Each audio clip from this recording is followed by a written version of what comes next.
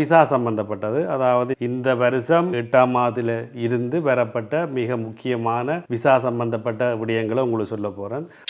La loi immigration qui est sortie en janvier 2024 vous refuse désormais le renouvellement plus de 3 fois de votre carte. அடுத்த வேலை தேடும் வரையும் அரசாங்கத்தால் கொடுக்குற அந்த ஊக்குவிப்பு தொகை அது உங்களுக்கு கிடைக்காது. காரணம் என்னன்னா நீங்கள் தான் டெமிசியோனே பண்ணீங்க, நீங்கள் தான் வேலையே வேண்டாம்னு விட்டனீங்க. La préfecture va vous retirer votre carte de 10 ans au centre de rétention vu de votre expulsion. கல்வியில் மிளிருவோம், 1 கோடி மரம் நடுவோம்.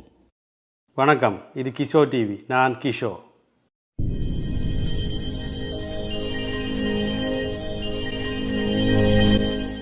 இன்று இந்த வீடியோவில் மிக முக்கியமான ஒரு 3 விடயங்களை பற்றி பார்க்க போகிறோம். அதில் முதலாவது விடயம் பார்த்தீங்கன்னா விசா சம்பந்தப்பட்டது. அதாவது இந்த வருஷம் 8ஆம் மாதத்தில் இருந்து பெறப்பட்ட மிக முக்கியமான விசா சம்பந்தப்பட்ட விடயங்களை உங்களுக்கு சொல்ல போகிறேன். அடுத்ததாக பார்த்தீங்கன்னா வேலை சம்பந்தப்பட்டது. அடுத்ததாக இப்போ தற்சமயம் பிரான்ஸில், இங்கிலாந்தில், ஐரோப்பாவில் நடக்க போகின்ற பிரச்சனைகளை பற்றியான ஒரு மிக முக்கியமான வீடியோவாக தான் இந்த வீடியோ இருக்க போகுது. வணக்கம், தமிழ் மக்களே. எல்லோரும் எப்படி இருக்கீங்க? ஃப்ரான்ஸ் தகவல்களை தெரிந்து கொள்ள கிஷோ டிவி பாருங்க. அத்துடன் லைக் பண்ணுங்க, ஷேர் பண்ணுங்க, சப்ஸ்கிரைப் பண்ணுங்க. நன்றி, வணக்கம். அதுக்கு முதல்ல பார்த்தீங்கன்னா இப்போ கிட்டத்தட்ட ஒரு கொஞ்ச நாளைக்கு முதல்ல நான் ஒரு வீடியோ ஒன்று வெளியிட்டிருந்தேன். என்னுடைய யூடியூப் வருமானம் முழுக்கதையும் நான் இலங்கையில் பெரும்பான்மையாக கல்விக்காக உதவி செய்ய போகிறேன்னு சொல்லி மாணவர்களுக்கு அந்த வகையில் என்னுடைய உதவியும் சேர்த்து சில நல்லுள்ளங்களும் உதவி செய்தவர்கள் அவர்களுடைய உதவியையும் சேர்த்து மாணவர்களுக்கு நான் உதவி செய்திருக்கிறேன். ஒரு கிட்டத்தட்ட ஒரு 3 மாணவர்களுக்கு அது சம்பந்தமான இந்த வீடியோ இப்போ இதில் வரும், நீங்கள் பாருங்க. உண்மையிலேயே கொஞ்சம் கஷ்டம். ஏனென்றால் நான் ஸ்ரீலங்காவில் இல்லை, நான் இங்கே இருக்கிறேன். அப்போ இங்கே இருந்து கொண்டு தொலைபேசி மூலமாக தான் எல்லா பொருட்கள் வாங்குறதுல இருந்து மாணவர்கள் அந்த குறிப்பிட்ட கஷ்டப்பட்ட மாணவர்களை தேடி பிடிச்சி அவர்களுடைய கல்விக்கு உதவி செய்கிறதுன்றது மிக சாதாரண விடயம் அல்ல. உண்மையிலேயே சரியாக நேரமும் பிடிச்சது. நிறைய நான் கஷ்டப்பட்டு தான் இதை செய்யக்கூடியதாக இருந்தது. அந்த வகையில் இந்த மாணவர்களுக்கு உதவி செய்வதற்கு சிறிய உதவிகளை செய்த இந்த நல்லுள்ளங்களுக்கும் இந்த வகையில் நன்றியை தெரிவித்து கொண்டு இனியும் எதிர்காலத்தில் இது மாதிரியான எமது மாணவர்களுக்கு கல்விக்காக உதவி செய்கிறதுக்கு நீங்கள் ஏதாவது யோசனைகள் வச்சிருந்தால் இதில் ஒரு தொலைபேசி இலக்கம் ஒன்று தார நீங்கள் என்னை தொடர்பு கொள்ள முடியும். முடிந்தவரையும் கல்விக்காக நாங்கள் உதவி செய்வோம். இப்போ அந்த செய்த உதவி சம்பந்தமான ஒரு சிறு வீடியோ ஒன்று இதை தொடர்ந்து வருது, அதை பாருங்கள். இதை பார்த்துட்டு அதுக்கு பிறகு அங்கால மிக முக்கியமான விடயங்களுக்குள்ளே செல்லுவோம். உண்மையிலேயே நான் இது ஒரு சிறிய சாதனையாக பார்க்குறேன். ஏனென்றால் இப்போ அதிகமான யூடியூபர்ஸ் இலங்கையில் இருந்து தான் உதவி செய்யணும். அப்போ அவைக்கு நல்ல இலகு, ஏனென்றால் அவையிலே தாங்களே போய் செய்யணும். ஆனால் என்னை பொறுத்த மட்டும் நான் பிரான்ஸில் இருந்து கொண்டு இவ்வளவு நேரப்பழுக்களுக்கு மத்தியிலே அப்போ என்னால் ஒரு உதவி செய்ய முடிஞ்சிருக்கேன்டா உண்மையிலேயே அது ஒரு சிறிய சாதனையாக தான் பார்க்குறேன். ஆகவே இதே போல் உங்கள் எல்லோருடைய ஆதரவுகளும் இருந்தால் இன்னும் நிறைய மாணவர்களுக்கு கல்விக்காக நான் உதவி செய்ய விரும்புகிறேன். அப்போ நீங்கள் ஒத்துழைப்பு தருவீங்கள் என்று நம்புகிறேன். இப்போ அந்த வீடியோ இருக்க பார்த்துட்டு இனி பிரதான விடயங்களுக்குள்ளே போவோம். இதில் பார்த்திங்கன்னா ஒரு 3 மாணவர்களுக்கு, அதாவது வர்மக்கோட்டுக்கு கீழே உள்ள மாணவர்களை தெரிவு செய்து அவர்களுக்கு ஒரு 3 சைக்கிள், அதாவது முதல் கட்டமாக ஒரு 3 சைக்கிள் வாங்கி கொடுத்துருக்குறேன். காரணம் என்னென்றால் உங்களுக்கு தெரியும், இப்போ 7ஆம் மாதம் 8ஆம் மாதம் ஃப்ரான்ஸிலே கடும் வெயில் எங்களாலே தாங்க முடியல. இலங்கையில் பெரும்பான்மையான நாட்கள் கடும் வெயில் தான். அதுக்குள்ளேயும் இந்த மாணவர்கள் நடந்து போய் இவ்வளோ படித்து இவ்வளோ தூரத்துக்கு வந்திருக்கணும். ஏதோ என்னால் முடிஞ்ச உதவிகளை செய்து கொண்டு இருக்கிறேன் கல்விக்காக. ஏனென்றால் விடியவும் பாருங்க நடந்து போயிட்டு அதே மாதிரி கடும் வெயிலுக்குள்ளே நடந்து திரும்ப வீட்டை வரும்பொழுது அந்த பிள்ளைகளால் வீட்டு பாடத்தையோ மேலதிக பாடங்களையோ செய்ய முடியாத ஒரு களைப்பும் ஒரு சூழல் ஒன்று வரும். களைப்போடு சேர்ந்து ஒரு சூழல் ஒன்று வரும். அப்போ முடிஞ்ச வரைக்கும் இப்படியான அந்த பள்ளிக்கூடத்துக்கு போகிறதுக்கு சைக்கிள் வாங்கி கொடுத்தாலே அவர்கள் வேலைக்கு வந்துடுவார்கள். களைப்பும் இருக்காது, வீட்டு பாடங்களையும் ஏனைய பாடங்களையும் படிக்கக்கூடியதாக இருக்கும் என்ற அந்த ஒரு மனநிலையில் தான் நான் முதலாவதாக இப்போ சைக்கிளை வாங்கி கொடுத்துருக்கிறேன். இனியும் நிச்சயமாக அடுத்த கட்டங்களாக இப்படி தூர இடங்களில் உள்ள பிள்ளைகளுக்கு சைக்கிள் வாங்கி கொடுக்கலாம் என்று நான் யோசிச்சிருக்கிறேன். இப்போ சில பிள்ளைகளுக்கு கல்வி உபகரணங்கள் கேட்கணும், அது கொஞ்சம் மிக குறைவு தான். அதிகமாக பின்தங்கிய மாவட்டங்கள் பின்தங்கிய கிராமங்களில் இருந்து தான் நிறைய பிள்ளைகள் வந்து நடந்து போனோம். பல செய்திகளில் நீங்கள் பார்த்துருப்பீங்கள். இலங்கையின் போக்குவரத்து கழக பஸ் கூட சில பாடசாலை மாணவர்களை வந்து மறிக்கும் பொழுது நிற்காமல் ஏற்றாமல் போகிறது. பாடசாலை மாணவர்களை நான் செய்தியில் பார்த்தேன், நீங்களும் பார்த்துருப்பீங்கள். ஒரு செய்திகளோட பார்த்தேன்னா போலீஸ் தான் பஸ்ஸை மறித்து ஏன் நிற்காம போகிறீங்கன்னு கட்டாயமாக போலீஸ் வந்து பஸ்ஸை மறித்து ஏற்றி விட்டது. சில நேரம் போலீஸ்காரர்களே தங்களோட ஜீப்பில் கொண்டு போய் பிள்ளைகளை பள்ளிக்கூடம் விட்ட வீடியோக்கள் கூட நான் பார்த்துருக்கிறேன். 2 பாடசாலை மாணவர்கள் என்று பஸ்ஸில் ஏற்றாமல் போயிடுறாங்க. அப்போ அதுகளை கருத்தில் கொண்டு முடிஞ்ச வரைக்கும் நான் படிப்புக்காக இவைகளுக்கு இந்த சைக்கிளை வாங்கி கொடுத்துருக்கிறேன். உங்களுடைய இது சம்பந்தமாக உங்களுடைய கருத்தையும் எதிர்பார்க்கிறேன். வணக்கம். வணக்கம். என்ன பேர் தம்பி உங்களுக்கு? சுஜாங்கன். ஓகே. எத்தனையாம் வகுப்பு படிக்கிறீங்க? 10ஆம் ஆண்டு. சரி, உங்களுக்கு இந்த சைக்கிள் தந்தது உங்களுக்கு நல்ல சந்தோஷமா? ஓ. சரி, அப்போ நீங்கள் இதுவரைக்கும் பள்ளிக்கூடம் எப்படி போய் வந்தீங்க? நடந்து. எவ்வளவு தூரம் பெறும் உங்களோட வீட்டில் இருந்து பள்ளிக்கூடம்? ஒரு 1 கிலோமீட்டர். 1 கிலோமீட்டர். அப்போ ஸ்ரீலங்காவில் இப்போ சரியான வெயில், அந்த காலப்பகுதியில் இவ்வளோ காலமும் நடந்து போயிட்டு வந்துருக்கிறீங்களா? அப்போ நாங்கள் இந்த கிஷோர் டிவி சார்பாக உங்களுக்கு சைக்கிள் தந்துருக்கிறோம். அப்போ நீங்கள் ரொம்ப சந்தோஷப்படுவீங்கன்னு நம்புகிறேன், அப்படித்தானே? ஓ. கண்டிப்பாக தொடர்ந்தும் படியுங்கோ. இன்னும் எங்களால் முடிஞ்ச வரைக்கும் உங்களுடைய படிப்புக்கு உதவிகள் செய்வோமா? சரியா? சரி. மற்றது நீங்கள் மரம் நடணும், அப்புறம் மரம் நட்டுட்டு அப்புறம் இன்னும் ஒரு வீடியோவில் அந்த வீடியோ எடுத்து நான் போடுவேனா? சரியா? ஓகே, சரி. வணக்கம். வணக்கம். என்ன பேர் உங்களுக்கு? சாதனா. சாதனா. எத்தனையாம் வகுப்பு படிக்கிறீங்க பள்ளிக்கூடத்தில்? 9. 9ஆம் ஆண்டு. ஓகே. உங்களுக்கு பிடிச்ச பாடம் என்னது? தமிழ். தமிழ். சூப்பர், நல்ல விஷயம். அப்போ நீங்கள் இவ்வளோ நாளும் எப்படி பள்ளிக்கூடத்துக்கு போகிறீங்க? நடந்து. எவ்வளவு தூரம் உங்களோட வீட்டில் இருந்து பள்ளிக்கூடம்? 2 கிலோமீட்டர் வரும். 2 கிலோமீட்டர் வரும். ஓகே. அப்போ ஸ்ரீலங்காவில் நான் முதல்ல சொன்ன மாதிரி சரியான வெயில். அப்போ நாங்கள் இந்த சைக்கிள் தந்ததில் உங்களுக்கு சந்தோஷமா? ஓ. சரி, கண்டிப்பாக நல்லா படியுங்க. எதிர்காலத்திலே உங்களுக்கு படிப்புக்குரிய என்ன உதவி வேணுமென்றாலும் முடிஞ்ச வரைக்கும் நாங்கள் செய்கிறோமா? சரியா? நீங்கள் படித்து எதிர்காலத்தில் என்னவா வர்றதுக்கு உங்களுக்கு விருப்பம்? டீச்சர். என்ன பாட டீச்சர்? தமிழ் டீச்சராவா? நல்ல விஷயம். வாழ்த்துக்கள். முடிஞ்ச வரைக்கும் தொடர்ந்து உங்களுக்கு உதவி செய்வோம் படிப்புக்கா? சரியா? சரி, மற்ற தம்பிகிட்ட கொடுங்க அப்படியே. வணக்கம். வணக்கம். என்ன பேர் உங்களுக்கு? சுரேன்குமார். எத்தனையாம் ஆண்டு படிக்கிறீங்க? 4. 4ஆம் ஆண்டு படிக்கிறீங்க. உங்களுக்கு பிடிச்ச பாடம் என்னது? கணிதம். சூப்பர், நல்ல விஷயம். ஓகே. இவ்வளோ காலம் நடந்தா போனீங்க பள்ளிக்கூடம்? சரி, ஓகே. அப்போ சைக்கிள் தந்ததில் உங்களுக்கு நல்ல சந்தோஷமா? நல்ல விஷயம். அப்போ நல்லா படிப்பீங்கன்னு நம்புகிறேன், அப்படியா? சரி, இப்போதைக்கு சைக்கிள் தந்துருக்கிறோம். இனி எதுவும் படிப்புக்கு உதவி வேணுமென்றாலும் முடிஞ்ச வரைக்கும் நாங்கள் செய்வோமா? சரியா? சரி, அப்போ நீங்கள் சின்ன பையன் நல்லா படிக்கணுமா? சரி, ஓகே, நல்ல விஷயம். பார்க்கலாமா? ரைட். யார்ட்டி அம்மா? சைக்கிள். ஓகே. சைக்கிள் கொடுத்த என்ன பேரும் கூட மகனுக்கு? சுஜாந்தன். அப்போ இவ்வளோ காலமும் சரியான வெயில் இலங்கையில் நடந்தா பிள்ளைகள் போயிட்டு வரவே. உங்களோட பிள்ளைகளுக்கு முடிஞ்ச வரைக்கும் ஒரு சிறிய உதவியை செஞ்சுருக்கிறோம், சைக்கிள் வாங்கி கொடுத்து. உங்களுக்கு சந்தோஷமா? பெரிய உதவியில பெரிய உதவி, எங்களுக்கு ரொம்ப சந்தோஷம். பெரிய உதவி. கண்டிப்பாக இது மட்டும் இல்லை, இன்னும் உங்களுக்கு தொடர்ந்து செய்வோமா? சரிதானே? அதாவது படிப்புக்கு என்ன வேணுமென்றாலும் கேளுங்கோ, சரியா? சரி, அப்போ இனியும் ஏதாவது பிள்ளைகளுக்கு வேணுமெண்டா படிப்பு சம்பந்தமாக கண்டிப்பாக எங்கள்கிட்ட கேளுங்கோவா? சரியா? சரி, அப்போ இனி எக்காரணம் கொண்டும் இந்த கடும் வெயிலுக்குள்ளே பிள்ளைகளை நடந்து போக என்ன செய்ய வேண்டாம், விடாதீங்க. சைக்கிள்லேயே போங்க. ஓகே, பார்க்கலாம். நன்றியா? சரி. இப்போ இதில் பார்த்தீங்கன்னா பாருங்கள், ஒரு மரக்கண்டோண்டு அப்படியே மண்ணிலேருந்து முளைச்சி ஒரு குழந்தை பிள்ளை மாதிரி அப்படி முளைச்சி வளருது. அதை பார்க்கும்பொழுது மனதில் அவ்வளோ ஒரு சந்தோஷமும் மகிழ்ச்சியும் ஏற்படுது. எனக்கு உங்களுக்கும் அதே மாதிரி தான்ட்டு நினைக்கிறேன். நான் ஒரு இயற்கை விரும்பி, மரங்கள் மிருகங்கள் எல்லாம் எனக்கு ரொம்பவே பிடிக்கும். அந்த வகையில் பார்த்திங்கன்னா எங்கள் மூலமாக உதவி பெற்ற பிள்ளைகளின் பெற்றோர்கள் அவன் அண்ணா பெற்றோர்கள் எங்களுக்கு உதவி செய்து தரணும். ஏனென்றால் மரம் நடுறோம் பாருங்கள், அந்த ரோட்டை எல்லாம் காஞ்சு போய்த்தான் இருக்குது. அப்போ இது வந்து அவர்கள் வசிக்கிற அந்த ஊர், ஏனென்றால் அந்தந்த உதவி பெற்ற மக்கள் வசிக்கிற ஊர்களில் அண்டி நாங்கள் மரங்களை நட்டால் தான் அவர்கள் அந்த பெற்ற உதவிக்காக அந்த மரங்களுக்கு தண்ணி ஊற்றி மாடாடுகள் சாப்பிடாதபடி அதுக்கு ஒரு கூடு கட்டி தடியால் ஒரு குறிப்பிட்ட உயரம் வளரும் வரைக்கும் பார்த்து தரேன்னு சொல்லியிருக்கிறோம்.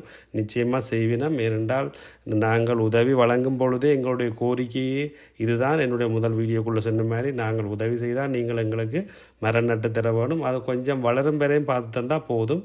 அது வரைக்கும் ஒரு கொஞ்சம் தண்ணி ஊற்றியோ அல்லது மாடாடு சாப்பிடாமல் நீங்கள் எங்களுக்கு வளர்த்து தரணுமென்ட்டு கண்டிப்பாக அந்த பிள்ளைகள் நிச்சயமாக ஓமென்று சொல்லியிருக்கணும். அதால் தான் இந்த பெற்றோர்கள் வந்து மரம் நட்டு தரணும்.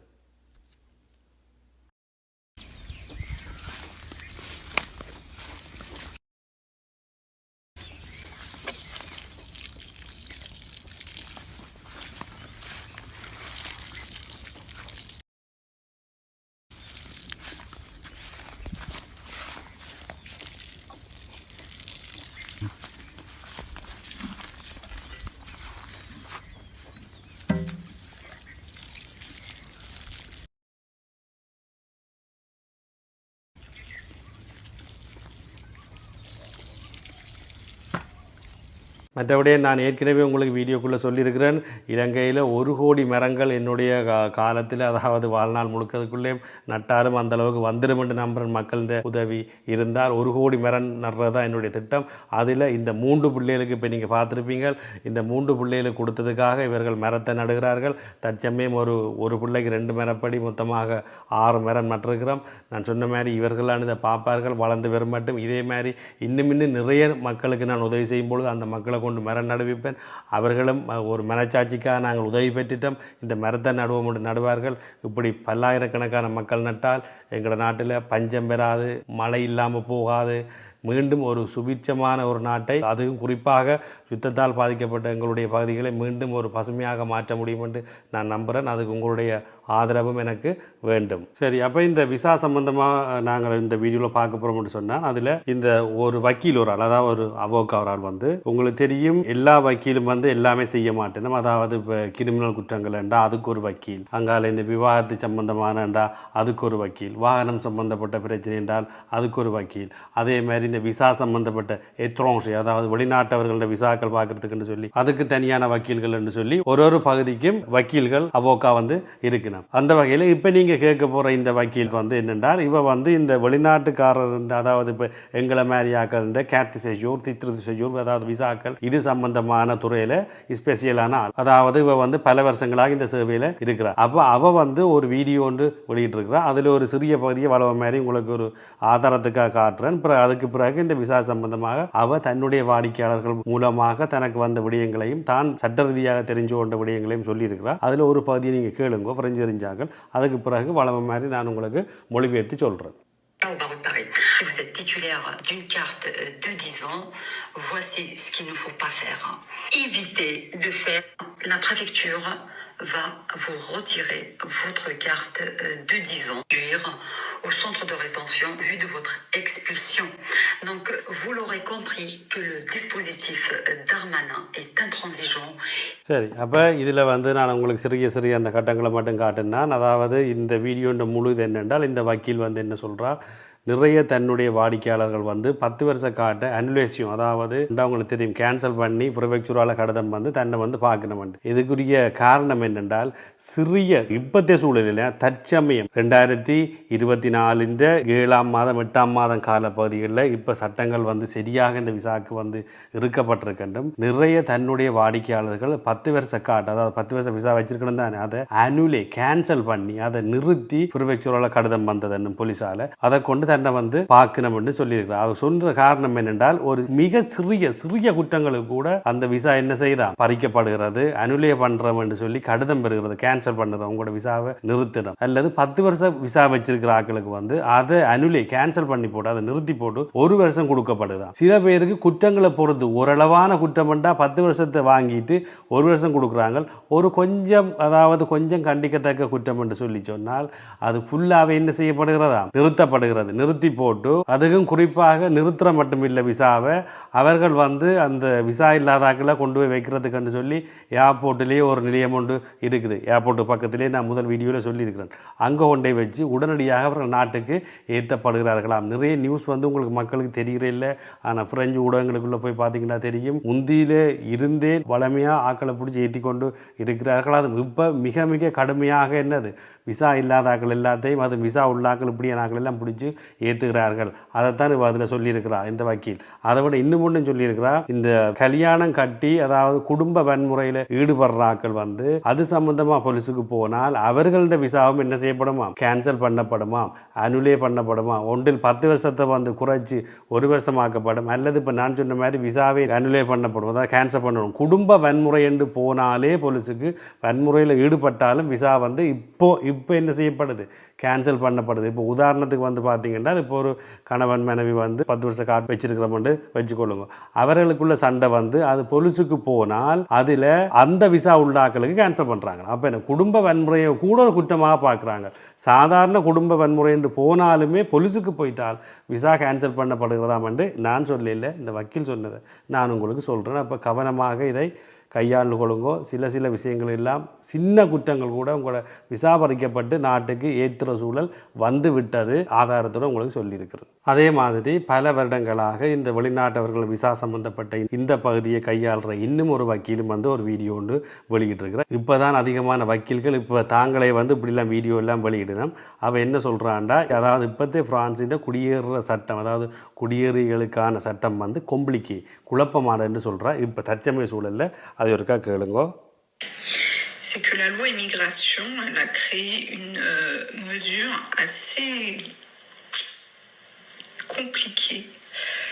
voilà. அப்போ என்ன சொல்கிறேன் உங்களுக்கு தெரிஞ்சிருக்கும். ஆசே கொம்ப்ளிகே என்ன இந்த எல்லாம் இது கொம்ப்ளிகேல ஒரு சிறந்த உதாரணம் வந்து பாருங்கள். இப்போ ஆன்லைனில் தான் விசா எல்லாம் புதுப்பிக்கிறதுக்கு ரோந்தேவுகள் நேஷனாலிட்டிக்கு எல்லாம் ரோந்தேவு எல்லாம் ஆன்லைனில் அதுக்கு சம்மந்தமாக ஏற்கனவே நான் ஒரு வீடியோ விட்டுருந்தேன். நான் அது ஏன் இந்த அரசாங்கம் இப்படி செய்யுது, நினைச்சால் இந்த அரசாங்கம் ஒரு நாள்லேயே என்ன செய்யலாம், நிவர்த்தி செய்யலாம். ஏனென்றால் பிரெஞ்சு அரசாங்கம்ன்றது ஒரு வல்லரசு நாடு. நினைச்சால் இந்த இமிக்ரேஷன் சம்மந்தப்பட்ட வெப்சைட்டுகள், விசா சம்மந்தப்பட்ட விடயங்கள், ப்ரிஃபெக்சூரில் ரோந்தேவுகள் லேட் ஆகுது. இது எல்லாத்தையும் ஒரு சில மணி நேரங்கள்லேயே இந்த அரசாங்கத்தால் அதை நிவர்த்தி செய்ய முடியும். ஏன்னா ஒரு வல்லரசு நாடு. ஆனால் செய்யலே அப்படியே வச்சுருக்குது. வேற இன்னும் என்ன செஞ்சோன்னு இருக்குது, கொம்ப்ளிக்கியாக போகுது, குழப்பமாக போய் கொண்டிருக்குது. அதால் வெளிநாட்டாக்கள் வந்து விசா மாற்றுறது, எடுக்கிறது, சிட்டிசன்ஷிப் கேட்குறது, இப்படியான விடயங்கள் சரியாக குழம்பி போய் இருக்கணும். சரியாக குழப்பமாக தான் அது இருக்குது. அப்படியே தான் பிரெஞ்சு அரசாங்கம் வச்சுக்கொண்டு இருக்குது. எந்த மாற்றமும் செய்யலை, இன்னும் திருத்தியில் வேற இதெல்லாமே இது குழப்பமாக போய் கொண்டிருக்கு. ஒரு விசா புதுப்பிக்கிறது ரோந்தேவு எடுக்கிறேன்றாலே படாத பாடுபட வேண்டியதுக்கு அது நார்மலாக அவங்க எல்லாருக்கும் தெரியும். அதைத்தான் இவவும் சொல்கிறா. இன்னும் கொம்ப்ளிக்காக என்ன செய்யலாம், கொம்ப்ளிக்கேனா குழப்பமாக வருகிறாமன்னு இந்த வக்கீல் சொல்கிறா. இன்னும் சில விடயங்கள் சொல்லியிருக்கா. அவருக்கு அதையும் பார்த்துட்டு அதன் விளக்கத்தை நான் உங்களுக்கு சொல்கிறேன். அதை கேட்டு இப்போவே எல்லாம் தயார்படுத்தி அதை கேட்ட மாதிரி நடந்தால்தான் உங்களோட விசாக்களை நீங்கள் கையில் வச்சிருக்கலாம்ன்றதை மறந்துடாதீங்க. La loi immigration qui est sortie en janvier 2024 vous refuse désormais le renouvellement plus de 3 fois de votre carte. Voilà. இதில் பார்த்தீங்கன்றால் அதாவது இப்போ நீங்கள் கேட்டதில் என்ன சொல்கிறான்னா பாருங்கள், லா லுவா இமிக்ரேஷன் désormais 2024 இந்த வருஷத்தில் இருந்து வந்த இந்த சட்டத்தின்படி அந்த ஒரு வருஷ விசா வச்சிருக்கிறார்கள் வந்து 3 தரத்துக்கு மேலே புதுப்பிக்க முடியாதான். 3 தரம் தான் மேக்சிமம். இப்போ உதாரணத்துக்கு ஒரு வருஷ கார்டு வந்து நீங்கள் முதலாவது வருஷம் எடுத்துட்டீங்க, அடுத்த வருஷம் அதுக்கு பிறகு வந்து உங்களால் புதுப்பிக்க முடியாதுன்னு சொல்கிறா. அதுக்கு என்ன காரணத்தால் நீங்கள் அதை புதுப்பிக்க முடியாதுன்னு சொல்கிறோம். அவருக்கு அதையும் பார்ப்போம், பார்த்துட்டு மிச்சத்தை பார்ப்போம். Vers la carte de résident. Sauf qu'à partir de 2026, les conditions d'obtention pour avoir la carte de résident, elles vont se durcir encore davantage. C'est-à-dire qu'aujourd'hui, pour avoir la carte de résident, il faut atteindre le niveau A2. Il faut passer un examen de français et atteindre le niveau A2. À partir de janvier 2026, il faudra atteindre le niveau B1, qui est un niveau beaucoup plus difficile. இந்த வக்கீல் என்ன சொல்கிறான்னா, இப்போ தற்சமயம் வந்து நீங்கள் எந்த visa மாற்றுறேன்றாலும் அல்லது புதுசாக நீங்கள் விசா எடுக்கிறேன்றாலும் சரி, 1 வருஷ கார்டு மாற்றுறேன்றாலும் சரி, 10 வருஷ கார்டு மாற்றுறேன்றாலும் சரி, 4 வருஷம் என்ன மாற்றுறேன்றாலும் இப்போ தற்சமயம் வந்து நிவோ ஆது, அதாவது டிப்ளோம் A2, அதாவது A2 சொல்லுவீங்க, A2 டிப்ளோம் ஆது, டெல்ஃப் ஆது வந்து நீங்கள் முடிச்சு வச்சிருக்க வேணும் என்று சொல்கிறார். ஆனால் பிறகு என்ன சொல்கிறார், அப்பாச்சூர் 2026 2026 ஆண்டில் இருந்து எந்த விசா என்றாலும் 2026 அதாவது 2026 ஆண்டுக்கு பிறகு எந்த விசாவுக்கும் கண்டிப்பாக டிப்ளோம் B1 என்று சொல்லுவீங்க, அதுதான் முடிச்சிருக்கணும். அப்போ இன்னும் இப்போ பார்த்தீங்கன்னா இப்போ நாங்கள் 2024 நடுப்பகுதியில் நிற்கிறோம். 2026 இருந்து கண்டிப்பாக உங்களோட விசாக்கள் எதுக்கும் எடுக்கிறதுக்கும் சரி புதுப்பிக்கிறதுக்கும் சரி என்ன வேணுமா, தான் வேணும். அது கூட இனி செல்லுபடியாகாதுன்னு இந்த வக்கீல் சொல்கிறா. ஓகே தானே? அப்போ நீங்கள் வந்து பாருங்கள், நிறைய பேர்கிட்ட இந்த டிப்ளமோல் ஒன்றும் இல்லை. அப்போ நீங்கள் இப்போ படிக்க துவங்கினா தான் இனி உங்களுக்கு விசா முடியக்குள்ளேயும் புதுப்பிக்க போகும் பொழுதும் இனி எல்லாம் சரி வராது. இப்போ 1.5 வருஷத்துக்கு பிறகு தான் முடிக்க வேணும்னு சொல்லி தெளிவாக சொல்லியிருக்கிறா. அப்படி நீங்கள் டிப்ளமோ முடிக்காதாக்கள், ஃப்ரெஞ்சு தெரியாதாக்களுக்கு என்ன நடக்கும்னு சொல்லியிருக்கிறா. அதே முறைக்கா கேட்போம். À partir de janvier 2026, les difficultés que vous avez à pouvoir renouveler votre carte de résident, elles vont être multipliées par 10. C'est-à-dire qu'à un moment, vous serez dans l'obligation de suivre des cours de français, ne serait-ce que pour renouveler ou pour changer de carte, pour éventuellement un jour demander une carte de résident. Voilà, j'ai beaucoup parlé. Voilà. அப்போ இதில் அவ என்ன சொல்லியிருக்கிறாண்டால், அதாவது 2026 இருந்து, அதாவது நீங்கள் டிப்ளோமல் முடித்து வச்சிருக்காட்டி, இப்போ நான் சொன்ன மாதிரி இந்த டிப்ளோமுகள் உங்கள்கிட்ட இல்லாட்டி கட்டாயமாக உங்களால் விசா புதுப்பிக்க முடியாது. அதை விட சொல்கிறா ஷோஷோது கேத், அதாவது இப்போ இந்த காட்டை கூட நீங்கள் மாற்ற முடியாது. 1 வருஷத்துலேருந்து 4 வருஷத்துக்கு போகிறது, 4 வருஷ காட்டை 10 வருஷம் ஆக்குறது, என்னத்துக்கு என்றாலும் இந்த ஃப்ரெஞ்சு மொழி டிப்ளோம்கள் சான்றிதழ் இல்லாமல் உங்களால் மாற்ற முடியாது. அப்படி நீங்கள் இல்லை என்றால் மாற்றுறதுக்கு நீங்கள் ஒப்ளிகேஷன் கட்டாயம் ஃப்ரெஞ்சு மொழியை படிக்க சொல்லி உங்களுக்கு கட்டாயம் படித்தே தான் ஆக வேண்டுமா. அப்படியும் இல்லை, உங்களோட டிப்ளோம் இல்லாட்டி உங்களுக்கு விசாக்கள் என்ன செய்யப்படாது, புதுப்பிக்கப்படாது. உங்களுடைய விசா இப்போ நான் முதல்ல சொன்ன மாதிரி அனுவலே ஆகும்ன்றா என்னது, நீங்கள் இந்த டிப்ளோம் கொடுத்தா தான் உங்களுக்கு விசா கிடைக்கும். அல்லது உங்களுக்கு விசா இல்லை, விசா இல்லாட்டி என்னது, விசா இல்லாமல் இங்கே இருக்க முடியாது. போலீஸ் செக் பண்ணனால் என்னது, கைது செய்ய வேண்டிய சூழல் வரும். கைது செஞ்சால் உடனடியாக எக்ஸ்க்ளூசிவ் பண்ணப்படும், நாட்டுக்கு ஏற்றுற சூழல் தான் இப்போ நடந்து கொண்டு இருக்குது. அப்போ இது உங்களுக்கு இந்த வீடியோ மூலமாக நான் என்ன சொல்கிறேன் என்றால், கவலையினமாக விட்டுறாதீங்க. சில பேர் வந்து சில பேர்கிட்ட மண்டையை குழப்பி விடுறது, மண்டையை என்ன செஞ்சு விடுறது என்றால் ஒரு பொறாம குணம் என்று கூட நான் அதை சொல்லுவேன்.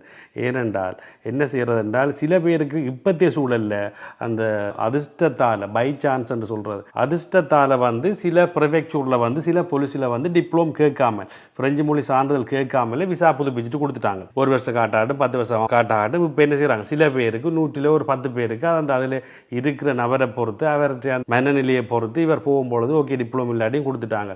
அப்போ இவர் வந்து என்ன செய்கிறேன்றால், அப்படி ஒரு பை சான்ஸில் விசா எடுத்தால் இப்போ எல்லாரையும் குழப்பி விடுறது. நான் போனால் எனக்கு ஒன்றும் கேட்கல, நீங்களேயும் சும்மா ஃப்ரெஞ்சை படிக்கிறீங்க, ஒன்றும் தேவையில்லை, உங்களுக்கு எந்த சிக்கலும் இல்லை, நீங்களும் போகலாமன்ட்டு. அப்போ இவர் ஒரு கதையை நம்பி இப்படி கணக்கு பேர் போய் அங்கே என்ன செஞ்சுருக்கணும், திரும்பி வந்திருக்கணும். அப்போ கேட்குறாங்களோ இல்லையோ, இது சட்டமாகிட்டுது, இனி சட்டமாக போகுது, இன்னும் கட்டாயப்படுத்த போகிறாங்க. ஒரு சில பேருக்கு இப்போ வந்து பாருங்க, ஒஃப்ராவில் வந்து 100 பேர் போனால் 2 பேருக்கு தான் விசா கிடைக்குது, கொமிஷனில் 100 பேர் போனால் 10 பேர் தான் விசா கிடைக்குது. அப்போ விசா கிடைச்சி எல்லாரும் வந்து சொல்லலாம், இப்போ எல்லாரும் கிடைக்குது போங்கொண்டு. அது அவரவற்ற தனிப்பட்ட சூழலை பொறுத்து, அவரவற்ற அதிர்ஷ்டத்தை பொறுத்து தான் நாங்கள் இதெல்லாம் பார்க்கலாம். அப்போ 1-2 பேர் வந்து இப்படி மண்டையை குழப்பி விட்டோன்னே மிச்சாக்கள் என்ன செய்யணும், அங்கே என்னோட வேலை செய்கிற அண்ணன் இது கேட்க இல்லையா, டிப்ளோம் கேட்க இல்லை, பக்கத்து வீட்டுக்கார அண்டிக்கு கேட்க இல்லையா, மேல் வீட்டு அன்னை கேட்க இல்லையா, இப்படியே சொல்லி போட்டு இதில் ஒரு அக்கறையும் இல்லாமல் பேசாமல் இருக்கிறது. அந்த அவர் சொன்னார் இவர் சொன்னார்ன்னு கேட்டு எதுவுமே செய்யாமல் இருக்கிறதுல எங்களுடைய கொஞ்சம் பெட்டரான ஆக்கள்.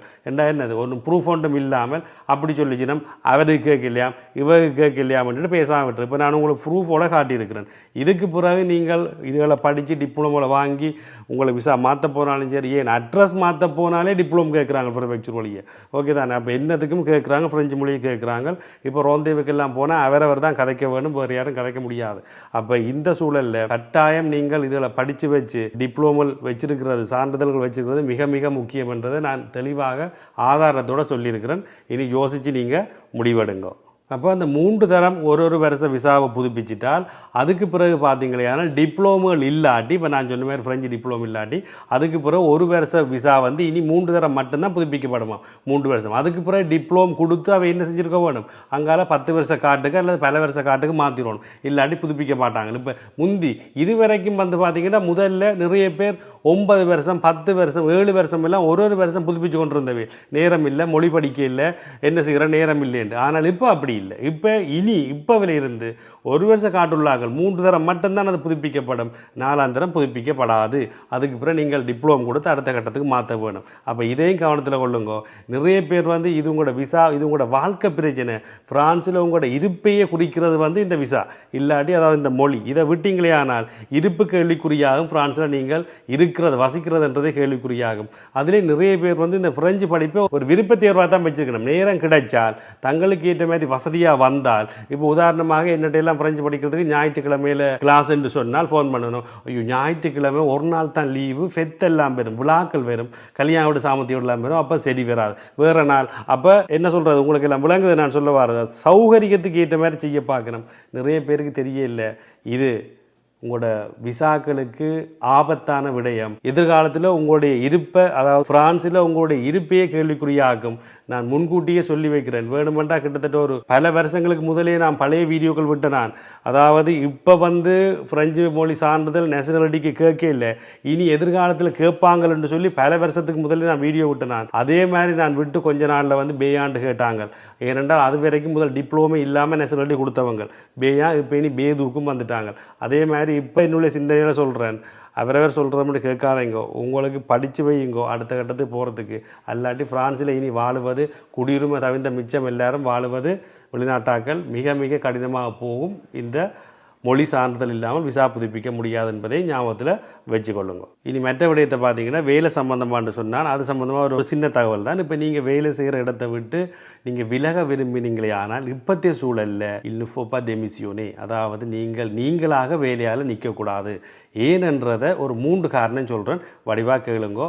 இதை கேட்டு போட்டு நீங்களாக வேலையால் நிற்கிறதா இல்லையாண்டு முடிவெடுங்கோ. அப்படி நீங்களாக டெமிசியோனே, அதாவது ராஜினாமா செய்து நீங்களாக வேலையால் நின்றா, முதலாவது உங்களுக்கு அலெக்சியோ சோமாஸ் வந்து கிடைக்காது. உங்களுக்கு தெரியும், வேலையால் விட்டால், அதாவது வேலை அற்ற நபருக்கு, வேலை செய்து வேலை அற்ற நபருக்கு சோமாஸ் என்று சொல்லப்படுகிற வேலை அற்றோருக்கான ஊக்குவிப்பு தொகை, அடுத்த வேலை தேடும் வரையும் அரசாங்கத்தால் கொடுக்குற அந்த ஊக்குவிப்பு தொகை அது உங்களுக்கு கிடைக்காது. காரணம் என்னென்னா நீங்கள் தான் டெமிசியோனே பண்ணீங்க, நீங்கள் தான் வேலையே வேண்டாம் என்று விட்டனீங்க. அப்போ நீங்கள் அந்த உரிமை உங்களுக்கு கிடைக்காது, அதாவது சோமாஸ் உங்களுக்கு கிடைக்காது. முதலாவது காரணம். ரெண்டாவது பார்த்தீங்களேனால் தந்தமினிட்டே து லீசோன் சிமோன்னு சொல்கிறோம், அதாவது வேலை நீக்க ஊக்குவிப்பு தொகை பத்ரோனால், அதாவது முதலாளியால் தரப்படுறாது, அது உங்களுக்கு கிடைக்காது. நீங்கள் தான் வேலையை டெமிசியோனே பண்ணிக்க வேண்டாமென்று, அதாவது தமிழில் வடிவாக சொல்ல போனால் வேலை நீக்க, அதாவது நீங்கள் வேலையால் நிற்கும் பொழுது உங்களுக்கு தரப்படுற அந்த தொகை வந்து உங்களுக்கு கிடைக்காது. காரணம் என்னென்றால் நீங்கள் தான் வேலையை ராஜினாமா செய்து நீங்கள் வேலை வேண்டாமென்று. ரெண்டாவது. இனி மூன்றாவது பார்த்தீங்கன்னா தந்தம் நீத்தே து லீசோன் சிமோ,